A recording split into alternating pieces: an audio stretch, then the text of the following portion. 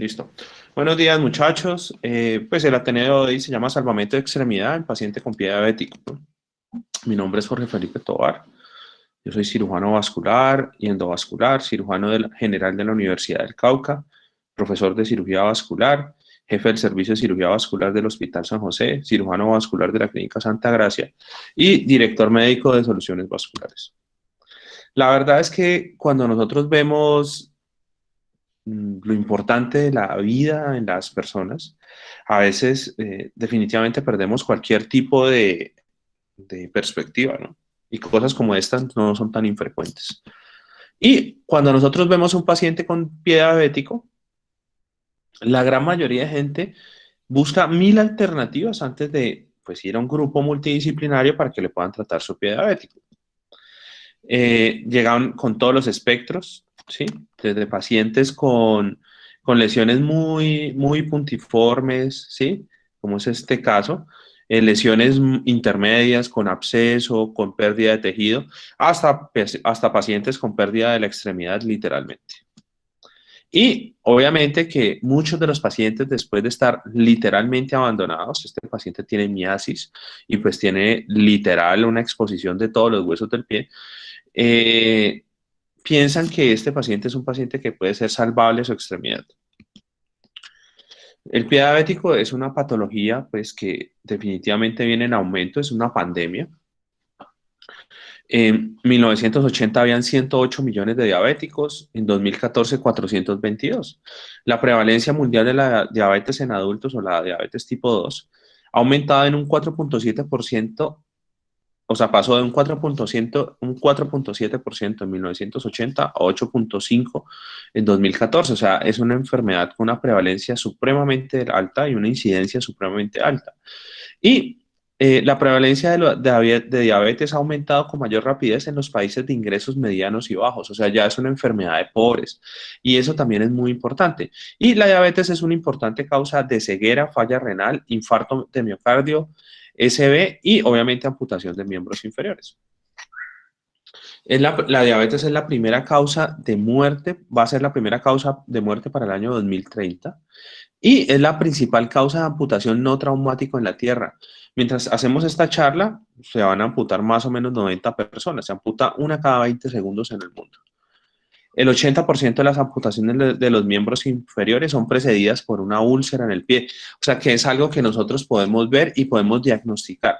Y un 25% de las úlceras en los pies no cicatrizan. Un 28% de esas úlceras terminan amputadas.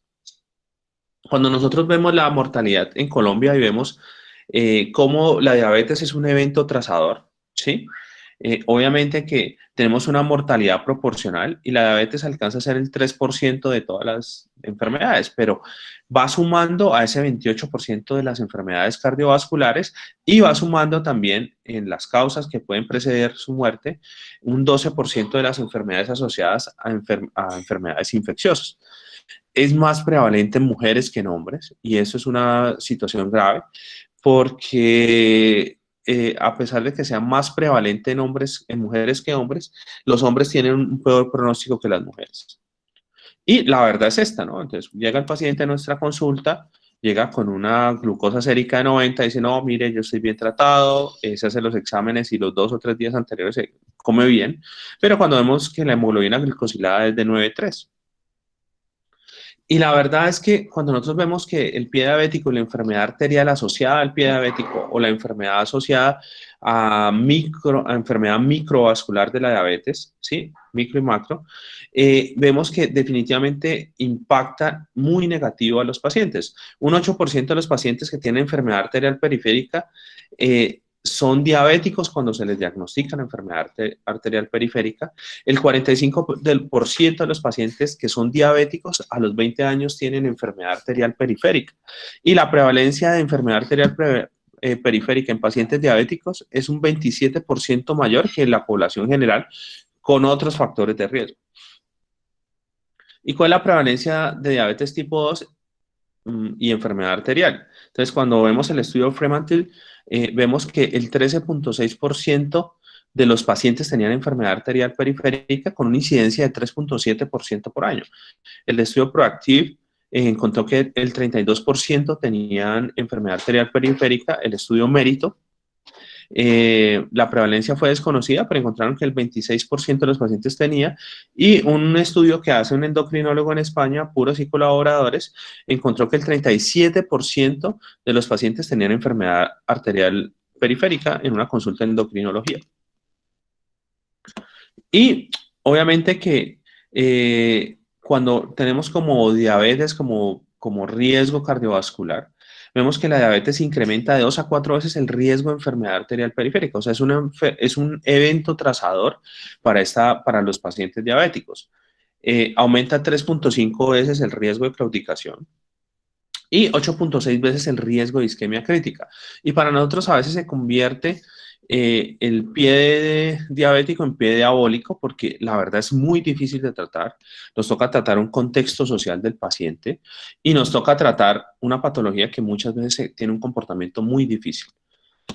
¿Cuál es la prevalencia en diabetes? O sea, y la asociación que tiene con la hemoglobina glicosilada. Cuando vemos que por cada 1% que se sube la hemoglobina glicosilada del rango normal, que más o menos puede ir entre 6 y 6,5, se aumenta un 25% el riesgo de enfermedad arterial periférica. O sea que si tenemos una hemoglobina glicosilada de 10, pues evidentemente vamos a tener enfermedad arterial periférica, y obviamente que la resistencia a la insulina aumenta el riesgo de enfermedad arterial. Y cuando nosotros tenemos, y esta es la presentación más frecuente, cuando los pacientes son diabéticos, la enfermedad va de distal a proximal. ¿Qué quiere decir eso? Que primero tenemos enfermedad de pequeño vaso, después tenemos enfermedad de las arterias pedia, tibial posterior, de los arcos plantares, de los arcos dorsales, de los vasos, ya después de los vasos tibiales, de las arterias peroneras, del tronco tibio peronero, y ya después del eje femoropopliteo. Y eso hace que cuando nosotros revascularizamos estos pacientes, tengan muy mala salida del flujo sanguíneo y el paciente tenga un peor pronóstico después del tratamiento. Obviamente que los pacientes que tienen enfermedad arterial periférica y diabetes tienen una mortalidad mucho más alta, es el 51% versus a los que solamente tienen enfermedad arterial periférica, que es del 25%, se mueren mucho más rápido. Los pacientes diabéticos en promedio viven 64 años con enfermedad, el promedio de un estudio fue 64 años, más o menos 11, versus los no diabéticos que tenían 71 años, más o menos 8.7 años.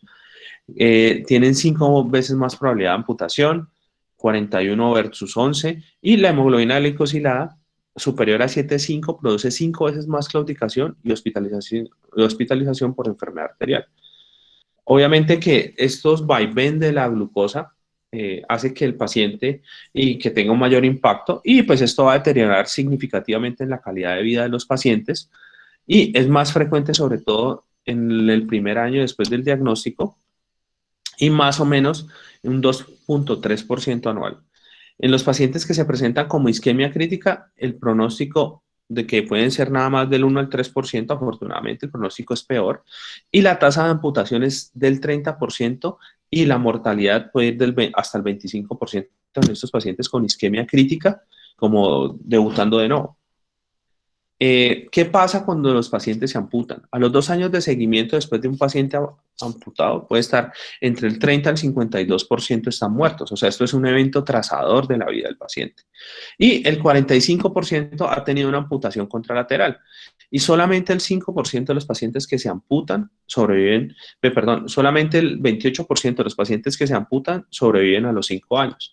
Entonces, en realidad, como evento trazador es muy malo. Por eso hay que trabajar. Y obviamente que los pacientes tienen combinaciones ganadoras. Entonces, cuando nosotros vemos que el paciente es fumador, diabético, obeso, miren que los principales factores de riesgo para enfermedad arterial, pues el primero es el cigarrillo, de ahí sigue la diabetes. Obviamente que pues no hacer ejercicio, ser hombre, ¿sí? Tener pues algún trastorno de la coagulación, la falla renal, que también es una asociación importante, y la hipertensión también hacen que los pacientes, todas esas combinaciones hacen que tengan más probabilidad de perder la extremidad. Y otra combinación ganadora es la inconsciencia y la ignorancia de la gente sobre la enfermedad. Esta cosmovisión de la diabetes y del tratamiento de la diabetes hace que definitivamente sea muy difícil tratar y los pacientes terminan ciegos, amputados, pero no siguen las recomendaciones. ¿Cómo curar el desconocimiento? Y también tenemos un desconocimiento importante en lo que es la parte administrativa y la parte que gestiona los servicios. Esa es la frase de una enfermera jefe, que era auditora de una EPS acá, que le decía que pues solamente con total pérdida de empatía por el paciente, me dijo, doctor, es que es más barato amputarle la extremidad que hacerle la angioplastia. Entonces yo creo que cuando nosotros mismos pensamos esto, pues la verdad creo que no hay mucho que hacer. Obviamente que un pie diabético es supremamente costoso para el país. En Estados Unidos, más o menos, puede costar 174 billones de dólares, ¿sí? Y de eso, pues, perdón, cuesta 174 millones de dólares los diabéticos y 26 millones pueden ser los pacientes con pie diabético. Es más o menos el 33% de los costos por pie diabético. En México, más o menos la diabetes puede equivaler a 1.1 del PIB y de ese 1.1, el 6.5 del que pues puede ser o más o menos el presupuesto en salud puede ser de 4 a 6.5% del PIB. Y en los países desarrollados el 15% del gasto se puede generar, mientras que en los países en vía de desarrollo el 40%. En cuanto a cuánto cuesta un paciente con diabetes y un pie diabético complicado, un paciente con diabetes tipo 2, normalmente, esto es en euros, un estudio en euros, puede costar 381 euros versus un paciente con pie diabético 2.560 por año. Paciente sin úlcera, $5.100 en los Estados Unidos, 17.245. Y obviamente que cada vez que el paciente tiene una úlcera y pues, se perpetúa en el tiempo, cuesta $26.000 por año. Valor de una angioplastia, cuando se hace de forma temprana, puede costar $2.900 versus $17.000, cuando hay que hacerle aterectomía o bypass ultradistales o un montón de procedimientos que hacen que sea muy costosa la atención. En cuanto a la estancia hospitalaria, pues los pacientes con pie diabético y no pie diabético pasan de 2 días, en los que no tienen pie diabético, versus 9 días. Tienen recaídas mucho más precoces en los 6 meses, con una mayor tasa de amputación.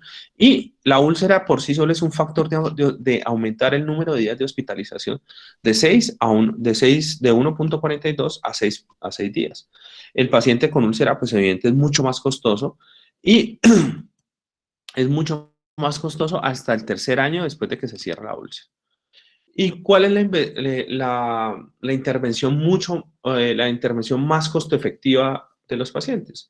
La intervención educativa es tan efectiva y puede impactar más o menos el 72% de los pacientes. Y eso hace que cambien las conductas. Otra cosa que cambia significativamente el pronóstico de estos pacientes es el enfoque multidisciplinario, ¿sí? Que puede cambiar y pueden disminuir los costos hasta en un 47%. Otra cosa que también es supremamente importante y es la cobertura de calzado terapéutico adecuado, que podría evitar el 53% de las amputaciones. Y los costos se reducen según la eficiencia y la oportunidad en la educación, en las intervenciones multidisciplinarias y en la consulta adecuada por equipos empoderados. Entonces, miren que las 3 primeras en realidad no cuestan mayor cosa. Es una cuestión de actitud del equipo tratante. Ahora, cuando nosotros vemos y los clasificamos, esta es una clasificación de pie diabético, que es la clasificación de Wagner, pues la idea es que de acuerdo a eso nosotros definimos el costo. Entonces, miren que, por ejemplo, un paciente con Wagner 4, que tiene una extremidad que puede ser eventualmente salvable, eso es en pesos, mexicanos, ahorita creo que está como en 200 el peso mexicano, cuesta 78.751 pesos mexicanos. Y miren cómo a medida que va disminuyendo la complejidad, el paciente, también los costos en salud son mucho menores. ¿Sí? Salvamento de la extremidad. La mortalidad del manejo endovascular es del 2% a los 30 días con enfermedad coronaria. La mayoría de recididas, el 60%, se produjeron en el territorio femoropopliteo tratado y la tasa de pacientes libres de amputación fue de 75% a los 24 meses, con picos de caídas entre 2 y 15 meses. O sea, definitivamente cuando nosotros hacemos terapia endovascular, no es inocuo, ¿sí? Tenemos complicaciones y tenemos mortalidad, pero miren cómo los pacientes logran sobrevivir a los 2 años el 75% sin estar amputados. Y eso se llama la permeabilidad primaria. La permeabilidad secundaria no la medimos acá, pero si nosotros sabemos que entre los 12 y 15 meses el paciente se puede volver a tapar, nos hace que si tenemos un buen seguimiento, probablemente a este paciente pues, le podemos salvar la extremidad. ¿Y por qué pasan estas cosas? Entonces, el paciente generalmente puede hacer 3 opciones o tres ingresos al hacer un paciente con pie diabético. El paciente primero hace neuropatía diabética, no la diagnosticamos, puede hacer isquemia, generalmente microvascular, o puede hacer la combinación de estas dos más infección. Y esto nos va a generar pues alteraciones tisulares como úlceras que pueden ser asociadas a microtraumatismos. No es necesario que el paciente tenga una lesión muy grave. Son generalmente lesiones que son repetitivas, ¿sí? Como un zapato pues inadecuado. Y esto nos va a generar una morbilidad en el paciente se va a quedar quieto, va a aumentar su riesgo cardiovascular, va a estar con peor control metabólico y finalmente pues va a terminar amputado. Entonces, miren que la neuropatía diabética es el primer paso que dan los pacientes. Y ese es el círculo de la amputación, digámoslo así. El paciente con neuropatía diabética empieza a generar alteración en los músculos intrínsecos de los dedos, ¿sí? Y posteriormente va a generar pues su enfermedad arterial, que es generalmente microvascular, la negligencia del paciente, los factores ortopédicos por la misma enfermedad, la misma neuropatía diabética se sobreinfecta con microtraumas y pues el paciente termina con una úlcera en el pie.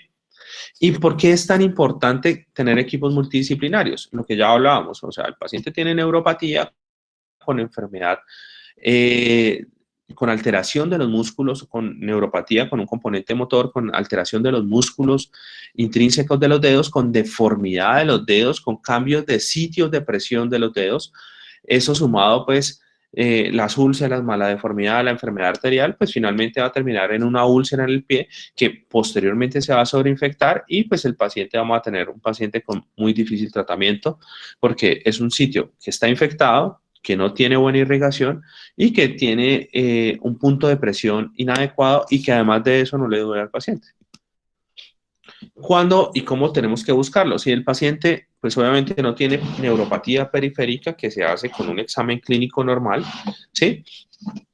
No tiene enfermedad arterial, tiene pulsos adecuados, no tiene alteraciones de las uñas, no tiene signos de isquemia, pues consideramos que la evaluación para buscarle pie diabético por parte de su médico primario debe ser anual. Si ya nosotros vemos que el paciente tiene neuropatía periférica, pero no tiene enfermedad arterial y ninguno de los otros hallazgos, pues el paciente consideramos que que hay que hacerle un seguimiento semestral.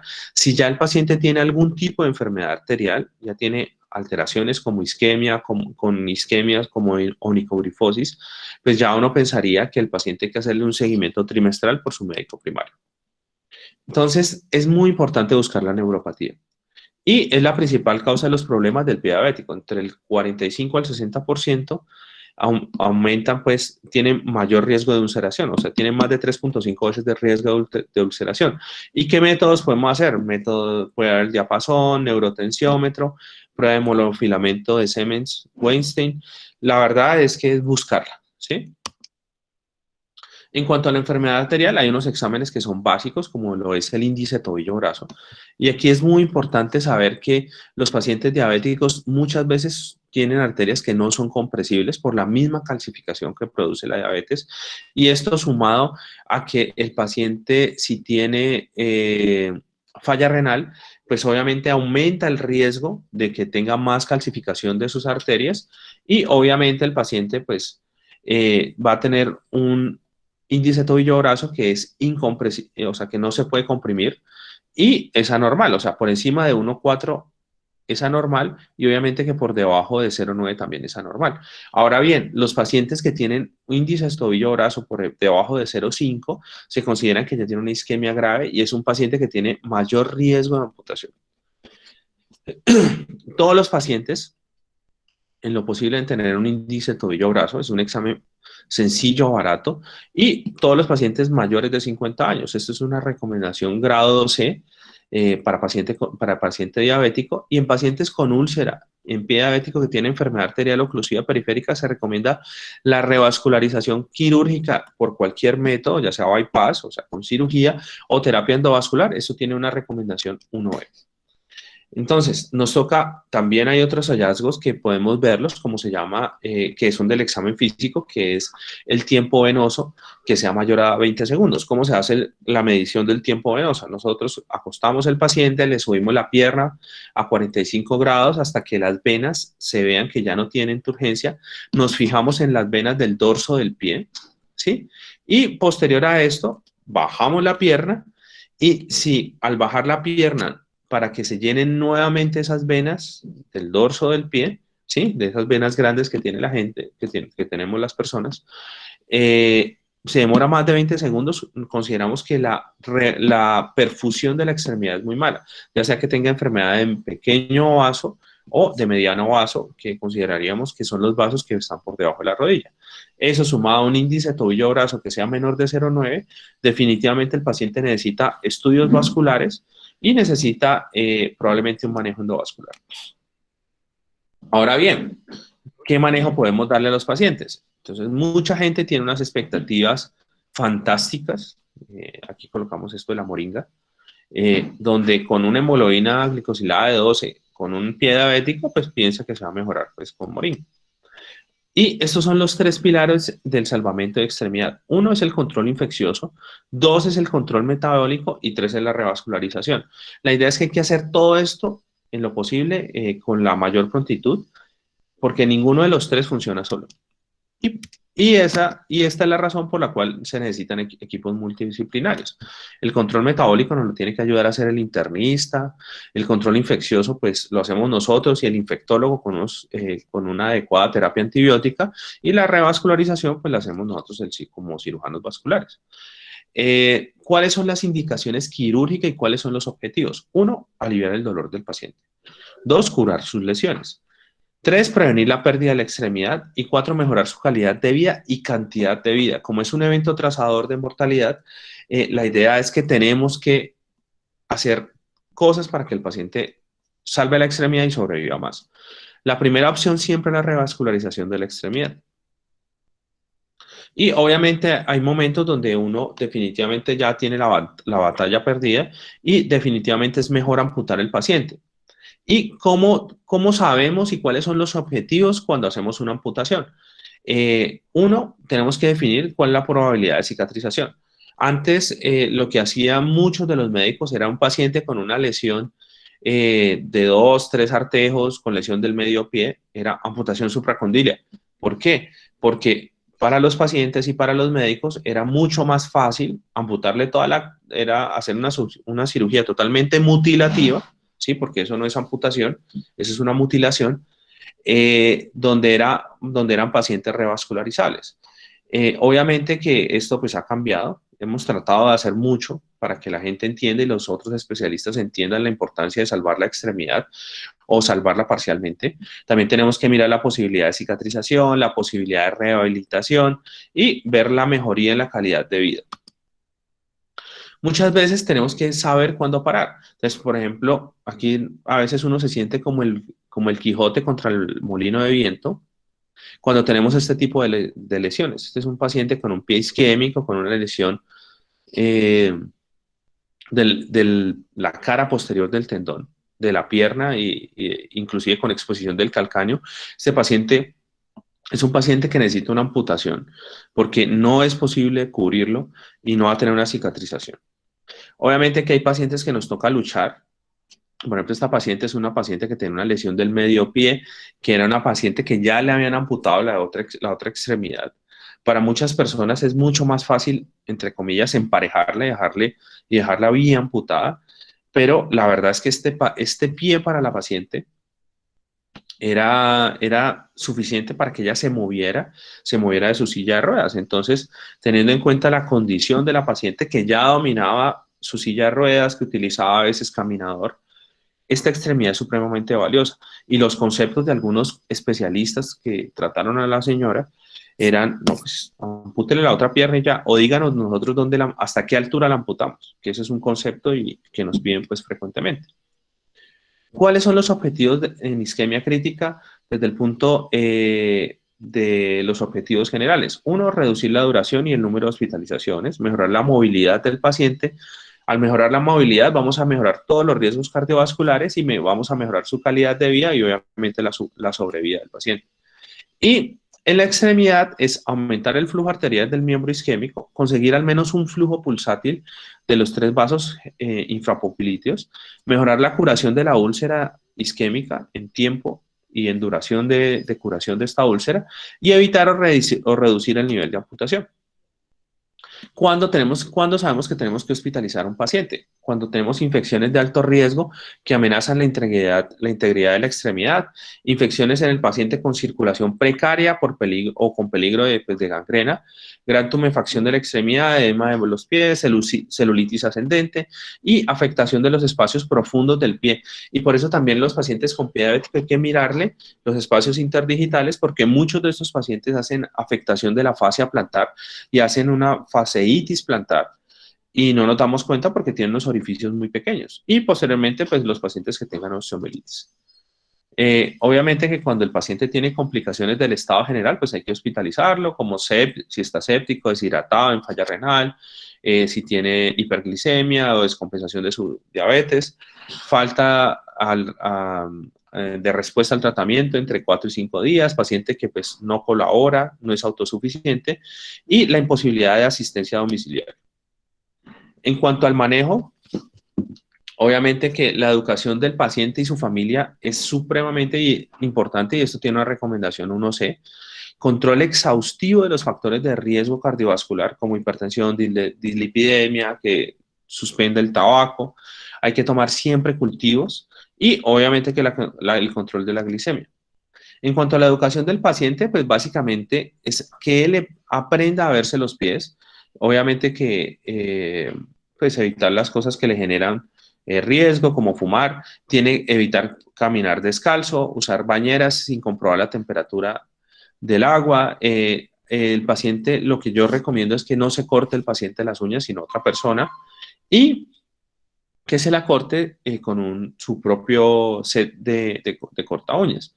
El calzado debe ser acorde y no apretado al pie, de utilizar medias de lana y se debe recambiar las medias diariamente. Y tiene que tener un lavado diario con agua tibia y jabón y secado pues tiene que estar muy bien seco los pies y tiene que estar muy bien hidratada la piel. Miren que pues uno dice, no, pero esto, pues, ¿qué importancia va a tener? Cuando nosotros vemos que más de la mitad de los amputados se asocia a un calzado inadecuado. Miren el impacto que tiene unos zapatos malos. ¿Y por qué vemos esto? Entonces, miren cómo hay mayores puntos de fricción aquí en la base del hallux, en el segundo dedo, en el quinto dedo, cuando tenemos un calzado inadecuado. Los zapatos deben ajustar correctamente, deben ser anchos adelante. El paciente inclusive se recomienda que tengan una talla más, no deben utilizar zapatos que queden muy ajustados y que apunten o que queden en punta en los pies. Y estos cambios de recomendación tienen un impacto significativo, sobre todo en los pacientes de alto riesgo. Obviamente que cuando nosotros vemos el control glicémico, este es un estudio donde se revisaron 10.000 pacientes con diabetes tipo 2, el control intensivo de la glicemia se asoció a una disminución significativa del riesgo de amputación con un riesgo relativo de 0.65 y también con una disminución más lenta del umbral de vibración sensorial. O sea, ¿qué quiere decir eso? Que la neuropatía diabética tuvo un comportamiento mucho menos agresivo. Obviamente que no hubo un cambio significativo en los cambios ya de neuropatía o isquémicos, pero pues el paciente pues sí tiene un impacto pues en su control de la enfermedad.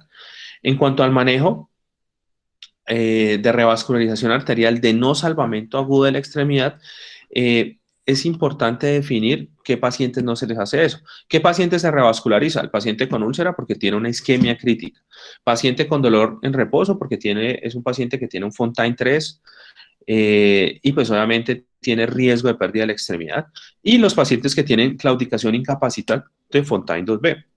Acuérdense que los pacientes que tienen claudicación incapacitante Fontaine 2B o 3 son los pacientes que, bueno, el lado 2B es que no puede caminar más de 150 metros. eh, y para un paciente joven eso es una claudicación incapacitante. O incluso para un paciente que tenga 40 años, que sea mensajero, que pueda caminar 500 metros, ya es incapacitante su claudicación. Entonces uno pensaría en revascularizarlo. Y obviamente que los pacientes que tienen pérdida de tejido asociado al proceso isquémico, que tienen una isquemia crítica Fontaine 4. Ahora bien, ¿cómo lo hacemos? ¿Cirugía o endovascular? Es un estudio que es relativamente viejo, el estudio BASI, donde se vio que los pacientes con revascularización quirúrgica tienen una permeabilidad primaria mucho mayor, tienen menos hospitalizaciones, pero, pues digamos que no tienen un impacto tan significativo pues a nivel por encima del segundo año. En cuanto al manejo endovascular, las técnicas han cambiado muchísimo desde el año 2010 desde el año, este estudio empezó en el 2006, del 2006 al 2009. Han cambiado muchísimo y ahorita tenemos muchos más elementos, más capacidad, más técnicas, más soporte de insumos y obviamente que tenemos mayor impacto en la revascularización endovascular. Obviamente que cuando hacemos salvamento tenemos unos objetivos que es por lo menos revascularizar al menos uno de los 3 vasos, idealmente el angiosoma que está generando la úlcera, pero pues la idea es que como en este caso es un paciente con una lesión de la arteria femoral superficial hasta la arteria poplitea en la primera porción y con enfermedad infrapoplitea de regular calidad. Entonces hacemos una revascularización, esta es la primera imagen, la segunda imagen, aquí miren cómo revascularizamos toda la extremidad. Aquí vemos cómo mejora el flujo y se logran abrir el vaso tibial posterior y la peronera. En cuanto a lesiones, este es un paciente con una lesión de la femoral superficial y miren cómo tiene marcada circulación colateral.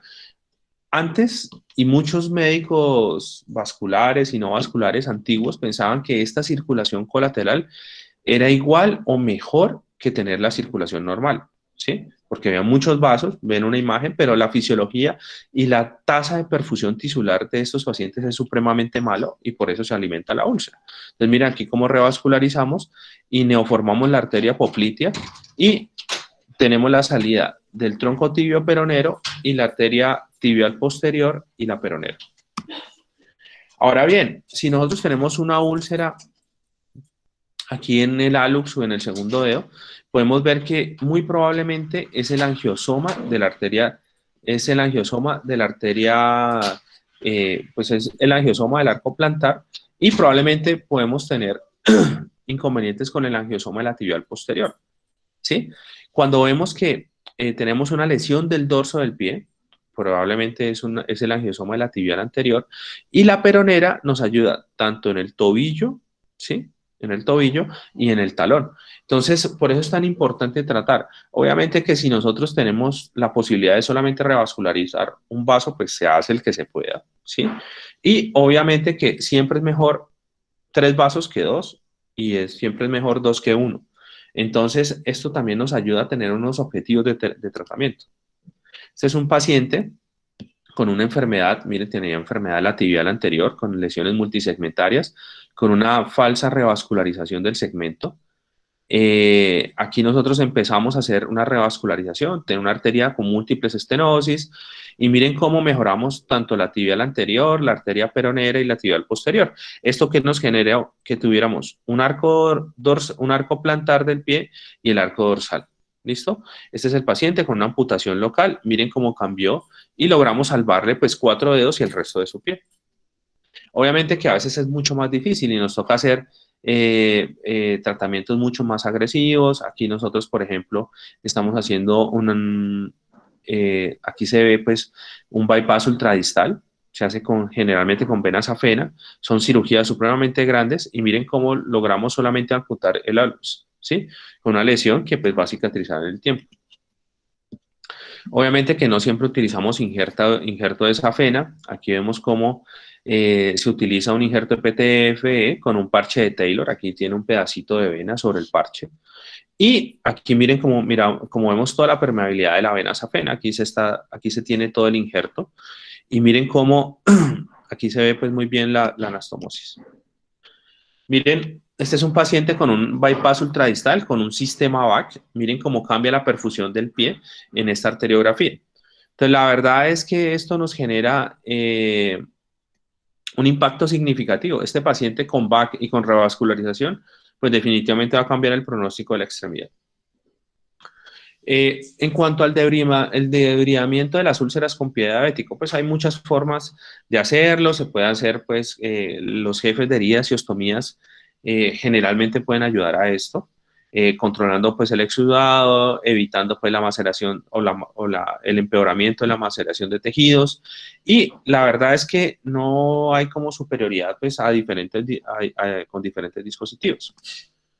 En cuanto a la evaluación y tratamiento, pues obviamente que nosotros tenemos que definir el tamaño de la úlcera, definir si requiere un desbridamiento urgente en los pacientes que pueden tener abscesos, que tienen gas, que tienen fasciitis necrotizante.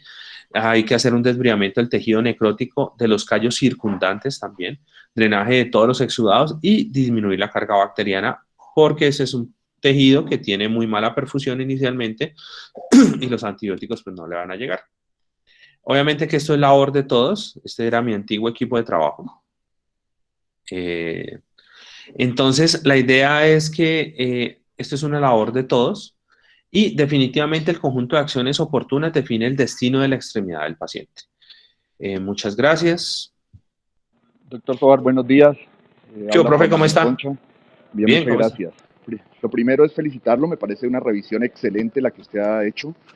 En muchas oportunidades tenemos también en la parte de ortopedia la necesidad de valorar estos pacientes porque se nos solicita o el desbridamiento o en algunas ocasiones la amputación. Creo que el recuento que usted ha hecho es muy bueno en cuanto a las posibilidades que eventualmente tienen los pacientes para ser revascularizados y ojalá ese fuera el ideal. Sin embargo, como usted lo mencionó hace un momento, muchas veces hay problemas de orden social que son los que dificultan las cosas. Los pacientes ya llegan con pies diabéticos muy avanzados que hacen también bastante complejo el manejo. Úlceras infectadas, necrosis amplia, clasificaciones de Wagner 3, es decir, verdaderos desastres. Idealmente, lo que usted comenta es perfecto.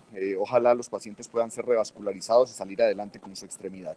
Y en otras ocasiones, sencillamente recalcar que los pacientes que requieren amputaciones, pues hay que hacerlas a los niveles adecuados, permitiendo que el paciente posteriormente utilice una prótesis y rehabilitarse. Y a veces tenemos dificultades en medir esa balanza para definir si verdaderamente el paciente se beneficiaría de un procedimiento quirúrgico de revascularización o si definitivamente es mejor ofrecerle una amputación temprana bien hecha con un muñón adecuado que permita la recepción de una prótesis adecuada y se pueda rehabilitar prontamente. Yo creo que eso, a veces ese es uno de los problemas más complejos. De todas maneras, creo que la presentación que usted ha hecho ha sido excelente y bueno, me parece maravilloso que sigamos manejando estos pacientes de manera conjunta. Muchas gracias, doctor. Muchas gracias, profe. No, la verdad es que es un problema social importante. Una de las dificultades que hay, y yo creo que el doctor Concha pues, lo sabe, es que los pacientes no se rehabilitan por todas las condiciones biopsicosociales que tienen. Y la otra cosa es que como tienen una carga de enfermedad importante, pacientes ancianos con múltiples comorbilidades, obesos, necesitan demasiada energía. Y alguna vez estuve en una charla de un ortopedista de pie diabético, donde hablaba de la necesidad de energía que necesita un paciente para mover una prótesis. Entonces, por ejemplo, él decía que para mover una prótesis supracondilia necesitaba un 300% más de energía. Entonces, eso es casi imposible. porque es un paciente anciano obeso con una con una carga de enfermedad significativa, ¿eso qué va a llevar? Que el paciente quede postrado. Entonces, a veces, digamos que ese punto que dice el doctor Concha, de cuál es el mejor momento, o sea, de hasta dónde nosotros tratamos de salvar la extremidad o le brindamos una mejor amputación, es supremamente difícil de definir. Y por eso estos pacientes requieren equipos multidisciplinarios, porque definitivamente pues 2 cabezas piensan más que uno y 6 más que 2. Entonces, estos pacientes tienen que tener una visión integral, una visión de un componente médico que nosotros los quirúrgicos a veces no lo tenemos tan claro y con eso pues tomar una decisión. Desafortunadamente los grupos de pie diabético son difíciles de conformar por el tiempo de las personas, pero creo que esa es una tarea de los que trabajamos, sobre todo en hospitales universitarios, y donde las personas pues tienen como interés de hacer las cosas, que creo que es lo más importante. No sé, muchachos, si tienen alguna otra pregunta. Profe, yo tengo una pregunta. Dale. ¿Cuáles serían como los factores pronósticos en cuanto a la permeabilidad de, digamos, de la extremidad o de la angioplastia que se le realiza al paciente en el momento de hacer una intervención endovascular? Porque estaba leyendo pues como unos estudios relativamente pues como nuevos donde hablaban que dependiendo pues del número de vasos comprometidos, ellos hablaban pues de una tasa de permeabilidad a corto plazo y pues obviamente de la probabilidad de amputación pues a corto plazo o la mortalidad asociada pues a la amputación de estos pacientes. Bueno, esa es una pregunta bastante como larga, pero bueno. Listo, primero, obviamente que entre mayor enfermedad, pues mayor riesgo de amputación. O sea, si tenés más de 3, si tenés los 3 vasos enfermos, pues es probable que la probabilidad de amputación sea mayor y que la permeabilidad primaria, que se entiende como la permeabilidad después del primer procedimiento, sin hacerle ningún otro procedimiento, sea menor, ¿sí? Hay varios estudios donde se ha aumentado la permeabilidad primaria con algunos medicamentos o con stent medicados. Entonces, se hace la angioplastia, que es un baloncito, se dilata la arteria, y lo que uno hace es literalmente impactar la placa al vaso, porque no hace nada más, y a partir del año 2011, desde el 2011 al 2014, se empezaron a utilizar balones medicados, como los balones que se utilizan en corazón, con un medicamento que se llama Plaquitaxel, que es un antineoplásico que disminuye el tiempo o que aumenta el tiempo en el cual la arteria se va a tapar, ¿sí? Pero se encontró, hay un estudio que salió hace más o menos 2 años, donde ese medicamento, de acuerdo a la cantidad que se vaya distal, porque el medicamento pues obviamente no solamente se queda en el vaso, aumenta el riesgo de amputación, porque manda medicamento que hace que pues no prolifere pues y no cicatrice la extremidad. La verdad es que es bastante complejo. Ahora bien, cada vez estamos revascularizando más distal. Entonces, estamos yendo a los arcos del pie, ya sea arco plantar, arco dorsal. Cada vez hay más opciones. Por ejemplo, para revascularizar los vasos digamos que son ultradistales, ¿sí? Que están o sea, después de los arcos, ¿sí? Entonces, vasos interdigitales, vasos de los metatarsianos. Hay medicamentos que pueden aumentar esto. Entonces, digamos que son terapias que pueden ser continuas. La verdad es que la idea es que también muchas veces cuando nosotros revascularizamos este paciente, es probable que se cierre el vaso y se pierda pues la permeabilidad primaria, pero nos da el chance de que el paciente cicatrice y haga circulación colateral. Y esa es otra cosa bastante importante. Cuando nosotros revascularizamos un paciente, muchas veces el objetivo no es que quede el vaso anatómicamente abierto, sino que el paciente logre hacer circulación colateral caminando. ¿A qué me refiero? Si un paciente camina, mejora su circulación colateral, aumenta la tasa de perfusión tisular, ¿sí? Y posteriormente, pues muy probablemente el vaso que sigue siendo enfermo se va a tapar, pero tiene muchísima circulación colateral que va a hacer que cierre la úlcera, mejore la claudicación y mejore pues todos los índices de cardiovasculares para que el paciente pues tenga una mayor sobrevida de la extremidad. Entonces, miren que muchas veces no buscamos como la perfección anatómica, sino tratar los problemas fisiológicos y mejorar la perfusión. Ahí nosotros, yo creo que en la mayoría de servicios de cirugía vascular tenemos la dificultad, es en la objetivización de la medición de la perfusión tisular. Y creo que eso es de las cosas que nos va a mejorar la calidad y la eficiencia de lo que hacemos, y nos ayuda también a mejorar nuestros resultados y podemos mostrar mejores cosas para todos. Entonces, por ejemplo, uno debería hacer una amputación y medirle la tasa de perfusión del muñón de amputación, ¿sí? Eso se hace con oximetría tisular y no son cosas muy complejas, sino que de pronto es como tratar de tener los equipos, que tampoco es muy difícil. ¿Alguna otra pregunta? Sí, profe, buenos días. Profe, primero quisiera hacer un comentario con respecto al manejo del paciente diabético, ya que pues hay que tener digamos, en cuenta otros factores como recientemente descrito el índice de variabilidad glicémica, que se aplica pues sobre todo a aquellos pacientes que se comportan como un yo-yo en el contexto sobre todo del cuidado crítico, que también pues puede eventualmente aplicarse para los pacientes diabéticos no críticos. Entonces estos pacientes hacen microangiopatías y estas microangiopatías pues van a aumentar la probabilidad de mortalidad y resultados anómalos. Y con respecto a la pregunta, profe, quisiera saber en su experiencia cuáles son las medidas farmacológicas y no farmacológicas que usted ha visto que cambian o impactan directamente en la evolución de los pacientes con pie diabético. Bueno, digamos que como el manejo es multidisciplinario, ¿sí? La verdad es que yo no te voy a hablar de hipoglicemias, porque creo que eso lo hace muchísimo mejor el endocrinólogo o el internista. Creo que hay que tener unas metas para todos, y entre esas metas está pues la hemoglobina glicosilada. ¿Cómo bajar esa hemoglobina glicosilada? Ese es un punto bien importante que lo deben manejar la parte médica de los pacientes del componente multidisciplinario. ¿Listo? En cuanto a las medidas no farmacológicas, la educación. Esa es la medida más importante, no vale nada, vale el tiempo de uno. Bueno, sí vale porque es el tiempo de uno, pero la verdad es la educación y el reforzamiento de la educación. Cuando el paciente entra a la consulta, mirarle los zapatos, mirarle los pies, mirarle si trae medias, si no trae medias, y decirle al paciente y al familiar.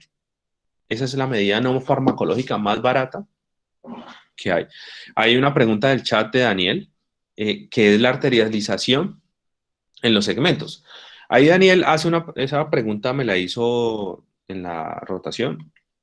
¿Y cuál es la arterialización? Básicamente es cambiar el flujo, o sea, como tenemos muy malos vasos y muy malos lechos vasculares, entonces necesitamos aumentar la perfusión tisular, y se hace aumentando la perfusión tisular, haciendo fístulas arteriovenosas y mejorando el flujo venoso, mejorando la oxigenación del flujo venoso a los tejidos. ¿Qué se ha visto?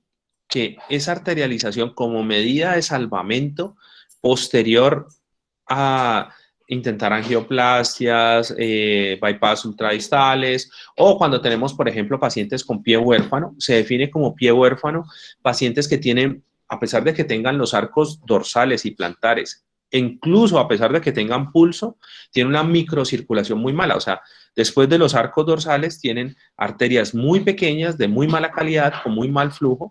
Entonces, estos pacientes no son buenos candidatos para revascularización porque pues no tienen un vaso revascularizable, porque todos son microangiopatía. Entonces, se ha visto que estos pacientes, al cambiar en la circulación y hacer fístulas arteriovenosas y aumentar la cantidad de saturación de los tejidos,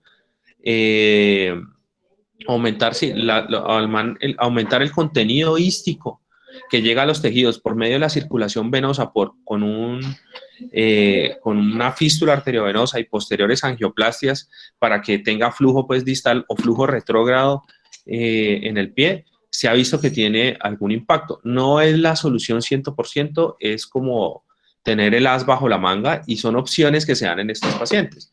¿Cómo qué otras opciones también se pueden dar? Se pueden dar cámara hiperbárica, hay medicamentos como las prostaglandinas, hay diferentes, hay factores de crecimiento que se aplican sobre las úlceras. Todo eso son terapias que vienen como en segunda y tercera línea de trabajo, pero pues son opciones, ¿sí? Y miren, es el grado de compromiso que hay con que el paciente se le haga algo. ¿Alguna otra pregunta, muchachos?